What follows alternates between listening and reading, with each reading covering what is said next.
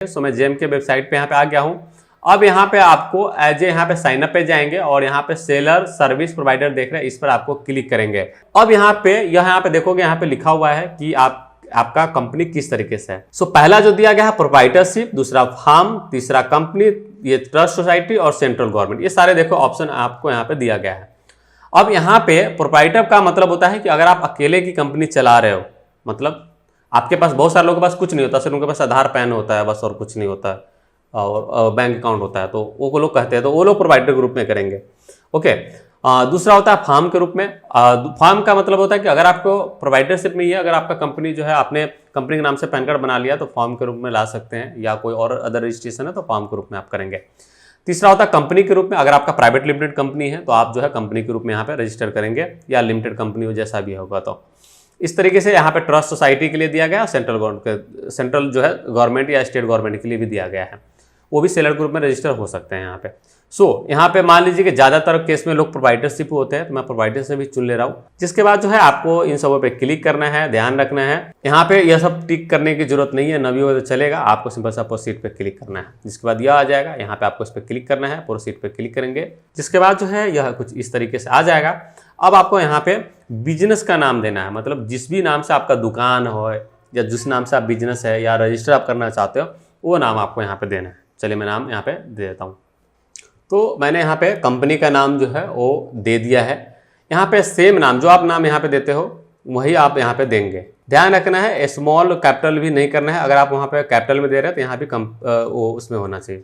Okay, तो same नाम देना है। अगर मान लो कि ये है, अब मैं स्मॉल वाई लिखूंगा तो देखो एरर आ जाता है इस तरीके से, तो हमेशा जो पहले वाले में आप लिखते हो सेम टू सेम लिखना पड़ेगा, फिर कोई एरर नहीं आएगा। और उसके बाद आप नेक्स्ट पे क्लिक करेंगे। जब नेक्स्ट पे क्लिक करेंगे तो यहाँ पे आपको ऑप्शन पूछा जाता है कि आप आधार से करोगे या पैन से करोगे। पैन कार्ड से करने के लिए इस पर क्लिक करो, यहाँ पे जो पैन कार्ड नंबर है वो दे दो आप। मैंने यहाँ पे पैन कार्ड नंबर एक दे दिया है। यहाँ पे नाम पूछा जा रहा है, तो जो पैन कार्ड में नाम होगा वही नाम देना है। सेम नाम मैंने यहाँ पे नाम भी दे दिया है। अब डेट ऑफ बर्थ कहा जा रहा है, तो डेट ऑफ बर्थ जो पैन कार्ड पे होगा वही देना है। उसके लिए इस पर क्लिक करेंगे, कैलेंडर ओपन हो जाएगा। जिस भी साल में जन्म होगा उस साल में आपको इस तरीके से जाना है। मान लीजिए कि 1983 के इनका जन्म है तो 1 यहाँ पे आ गया 1983, यह आपको चुनना है। महीना चुन लेना है और यहाँ से डेट चुन लेना है। इस तरीके से डेट ऑफ बर्थ आ जाएगा। तो ये तीनों चीज़ देने के बाद वेरीफाई पैन पे क्लिक करेंगे। यहाँ पे देख सकते हो लिख दिया है pan card is verified successfully, मतलब पैन कार्ड जो है सक्सेसफुली वेरीफाई हो गया है। अब यहाँ पे आपको मोबाइल नंबर देना है, तो जिसका भी मोबाइल नंबर, जो भी मोबाइल नंबर आप इसमें देना चाहते हो यहाँ पे दे सकते हैं। उसके बाद जो सेम मोबाइल नंबर आप यहाँ पे दे सकते हैं। यह करने के बाद आपको सेंड OTP पे क्लिक कर देना है। तो इस मोबाइल नंबर पे एक OTP चला जाएगा, वो OTP आपको यहाँ पे देना होगा। चलिए मैं OTP यहाँ पे दे देता हूँ, मेरे मोबाइल पे आ गया है। यह करने के बाद आपको वेरीफाई OTP पे क्लिक करना होता है और यहाँ पे रोल चुनना होता है कि क्या है, प्रोप्राइटर है या HUF है। तो जो भी होगा वो आपको यहाँ पे चुन लेना है। उसके बाद जो है नेक्स्ट पे क्लिक करना है। अब नेक्स्ट पे क्लिक करते हैं तो आपको ईमेल आईडी कहा जा रहा है, जो भी ईमेल आईडी होगा आपका वो आपको यहाँ पे देना है। सेम ईमेल आईडी आपको यहाँ पे दे देना है और यह करने के बाद सेंड OTP पे क्लिक कर देना है। जैसे आप इस पर क्लिक करते हैं एक OTP जो आपको इस ईमेल पे चला जाता है OTP देना होता है। देखिए ये OTP आया हुआ है 835957, यही मैं यहाँ पे डाल देता हूँ। यह करने के बाद मैं वेरीफाई OTP पे क्लिक कर देता हूँ। देख सकते हैं वेरीफाई हो गया है। अब यहाँ पे नेक्स्ट पे मैं क्लिक कर देता हूँ। नेक्स्ट पे क्लिक करने के बाद ये यूजर आईडी आप अपने मन से रख सकते हैं, जो भी आप रखना चाहते हैं। यहाँ पे कोई जेम की ओर से आपको सजेशन नहीं मिलेगा, जो भी आप रखना चाहते हैं वो रख सकते हैं, लेकिन वो अवेलेबल हो। तो देखिए कोई एरर नहीं आया है। अगर एरर आता है किसी भी तरीके का तो आपको चेंज करना है यहाँ पे। ओके, और यह करने के बाद पासवर्ड रखना है। जो भी आप पासवर्ड रखना चाहते हैं वो यहाँ पे रख सकते हैं। मैं सेम पासवर्ड जो है यहाँ पे रख दे रहा हूँ। पासवर्ड में कम से कम एक बड़ा अक्षर रखना चाहिए, कुछ छोटा अक्षर हो, कुछ जो है नंबर होना चाहिए और कुछ तरह के जो सिंबॉलिक अक्षर होना चाहिए, वही यहाँ पे दिया है। देखो सब में यहाँ ग्रीन हो गया, इसका मतलब कि बिल्कुल परफेक्ट है। सेम पासवर्ड जो आप वहाँ पे देते हैं वही यहाँ पे देना होगा। देख सकते हैं दोनों सेम पासवर्ड मैंने दे दिया है। अब क्रिएट अकाउंट पे क्लिक करूँगा। देखिए यहाँ पे लिखा हुआ है ऊपर में सेलर अकाउंट क्रिएटेड सक्सेसफुली, मतलब अकाउंट जो है सक्सेसफुली क्रिएट हो गया है। वेट करेंगे, ऑटोमेटिक ही आपको यहाँ पे ले आएगा। यहाँ पे वापस से जो है पैन कार्ड वेरीफाई करना होगा। अब यहाँ पे आने के बाद आपको जो है क्या चेंज करना है। मान लीजिए कि आपकी कंपनी के नाम से पैन कार्ड है तो आपको जो है यहाँ पे कंपनी का अपना पैन कार्ड देना है। अगर आपका खुद के नाम से है, प्रोवाइडरशिप में जैसे इनका कर रहा हूँ, इनके कंपनी के नाम से कोई पैन कार्ड नहीं है तो मैं यहाँ पे इन्हीं का पैन कार्ड डाल दे रहा हूँ। तो वापस जो कैलेंडर पे ओपन कर रहा हूँ, जिस भी साल में जन्म है उस साल चुनूंगा, यहाँ पे महीना चुनूंगा और डेट चुनूंगा। सेम मैंने चुन लिया है। वेरीफाई बिजनेस पैन पे क्लिक करूंगा। तो यह पर्सनल पैन आप यहाँ पे दे सकते हैं अगर आपकी कंपनी का पैन कार्ड नहीं बना है तो। देख सकते हैं सक्सेसफुली वेरीफाई हो गया है। अब मैं यहाँ पे प्रोसीड पे क्लिक करूंगा। अब यहाँ पे नाम तो आ गया है, लेकिन यहाँ पे डेट ऑफ इनकॉर्पोरेशन पूछ रहा है, मतलब किस दिन आपने अपना बिजनेस स्टार्ट किया था। सो उसके लिए डेट ऑफ इनकॉर्पोरेशन देने के लिए इस पर क्लिक करेंगे। कैलेंडर ओपन होगा, जिस भी साल में होगा वहाँ पे जाना है आपको। महीना चुन लेता हूँ, डेट चुन लेता हूँ। तो एक इस तरीके से डेट ऑफ इनकॉर्पोरेशन आ गया है। अब मैं इसको सेव पे क्लिक करूंगा। सेव पे क्लिक करूंगा तो ये 70% हो जाएगा, बट ये वापस से जो है बैक हो जाएगा आगे जब मैं बढ़ूंगा तो। सो इसके लिए मैं प्रोसीड पे क्लिक कर रहा हूँ। अब यहाँ पे क्लिक करने के बाद क्या पूछ रहा है कि क्या आपके पास DPIT है, मतलब कि अगर आपका जो स्टार्टअप इंडिया का रजिस्ट्रेशन है अगर आपके पास वो है तो इसको यस करोगे, और अगर नहीं होगा तो इसको नो करना है आपको। अगर आपके पास उद्योग आधार है तो इसको यस करोगे, नहीं है तो नो करोगे। क्या आप बीड में पार्टिसिपेट करना चाहते हैं, मतलब टेंडर भरना चाहते हैं? अगर टेंडर आप भरना चाहते हो तो इसको यस करेंगे, नहीं तो नो करेंगे। ओके, तो मैं इसको यस कर रहा हूँ और इसको जो है भी उद्योग आधार को भी यस कर दे रहा हूँ, क्योंकि उनके पास उद्योग आधार है। और यह करने के बाद मैं सेव पे क्लिक कर दे रहा हूँ। देख सकते हैं जैसे ही मैंने करा वापस से 30% हो जाता है। अब आपको यहाँ पे ऑफिस का लोकेशन देना है, जो भी आपका ऑफिस का लोकेशन है वो देना है। उसके लिए न्यू ऑफिस पे क्लिक करेंगे। यहाँ पे जो भी आपका ऑफिस का नाम होगा, बेहतर यही है कि जो आपकी कंपनी का नाम है वही आप यहाँ पे दे दो। उसके बाद जो है कह रहा है कि रजिस्ट्रेशन, क्या आपके पास GST है? अगर GST है तो यस करेंगे, नहीं है तो नो करेंगे। ओके, तो आपको सिंपल सा यहाँ पे GST पे नो करना है। इस पर क्लिक करेंगे और इस पर क्लिक कर देंगे तो आपको GST की जरूरत नहीं है। लेकिन अगर आपके पास GST है तो आप यहाँ पे यस पे क्लिक करेंगे, यहाँ पे GST नंबर देंगे। यहाँ पे रजिस्टर्ड ऐड जो पूछ रहा है वो आपको यहाँ पे जैसा भी होगा, नॉर्मल में होगा तो नॉर्मल, और कंपोजिशन स्कीम में होगा तो या GST में 2 प्रकार के जो है वो रजिस्टर्ड करते हैं, या तो नॉर्मल में या तो कंपोजिशन में। तो जैसा भी आपका होगा वो चुन लेना है। और उसके बाद जो है यहाँ पे GST नंबर देता हूँ। यहाँ पे आपको पिन कोड देना है, जो भी पिन कोड होगा।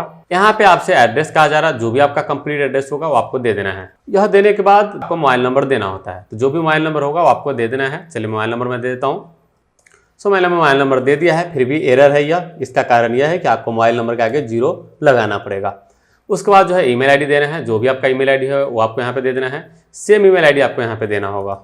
क्या करने के बाद सेंड OTP पे क्लिक करना होगा। फिर इस ईमेल पे एक OTP जाएगा, वो आपको देना होगा। वापस से मैं अपने ईमेल पे आ गया हूँ और एक OTP, ये जो नया OTP है वो आ गया है, तो मैं यह वाला OTP यहाँ पे दे देता हूँ। मैंने वापस से जो है OTP जो ईमेल पे आया था वो दे दिया है। वेरीफाई OTP पे क्लिक कर रहा हूँ।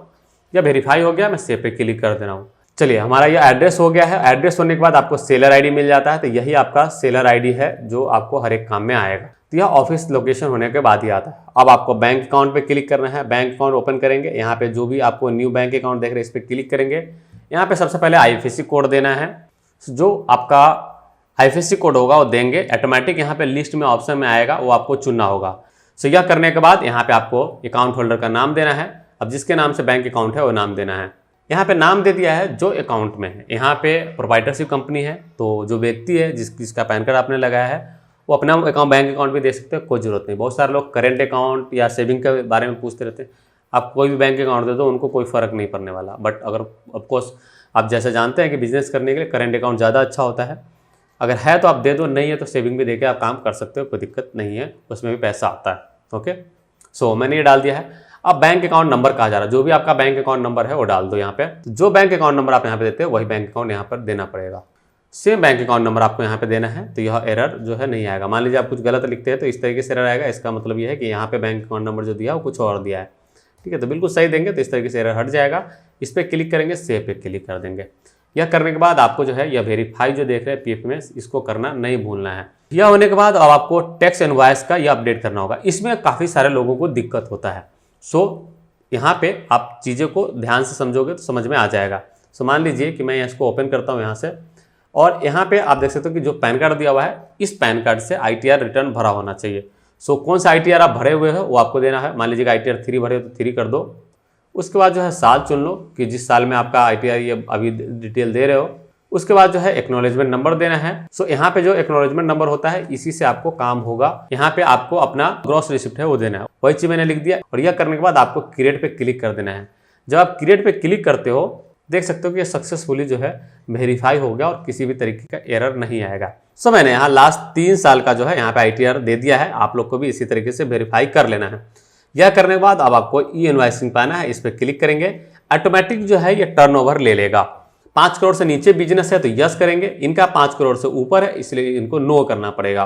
तो मैंने इनका नो कर दिया है और गेट OTP पे क्लिक कर देता हूँ। इसके बाद जो OTP है जो मोबाइल ईमेल पे जाता है वो रहता है, तो OTP आपको यहाँ पे दे देना है।